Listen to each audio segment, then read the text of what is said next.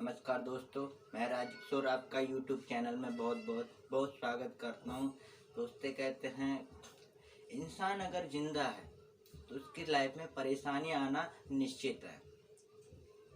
इंसान अगर जिंदा है तो परेशानियां उसमें आती जाती रहती हैं, पर परेशानियां समस्याएं ये कभी स्थायी नहीं होती हैं। कहते हैं ना दोस्त, जब अच्छा टाइम नहीं रुकता तो इस बुरे टाइम की क्या औकात। तो दोस्त, कभी निराश नहीं होना है। तो ये समस्याएं से जूझना कैसे, लड़ना कैसे है, एक उदाहरण के माध्यम से मैं आपको बताने का प्रयास करता हूँ। एक बार एक राजा की सेवा से प्रसन्न होकर एक साधु महात्मा ने एक राजा को ताबीज बना के दिया। बोला, राजा, जब आपको ऐसी परिस्थिति आ जाए, कुछ दिखाई ना दे, ये समझो अब तो मृत्यु है, अब तो मरना ही पड़ेगा, सब तरफ अंधकार दिखाई दे, कोई भी सॉल्यूशन ना दिखाई दे, उस वक्त आप इस ताबीज को खोलकर इसमें जो एक कागज का टुकड़ा है उसको पढ़ के देखना।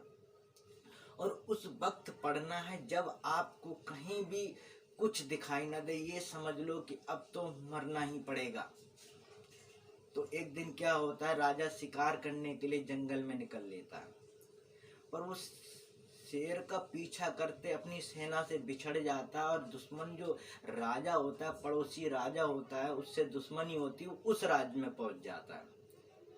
तो वहां पहुंचने पर क्या होता है, उस जो पड़ोसी राजा होता है उसके सेना उसका पीछा करने लगती है। तो फिर राजा भी वहां से भागने लगता है, पीछा करते राजा के पीछे उसकी सेना पड़ी होती है, पर राजा रुकता नहीं है। पर अचानक देखता है एक झाड़िया सी होती है, वहां पर एक गुफा होती है, उस गुफा में वो चुपके से छुप जाता है।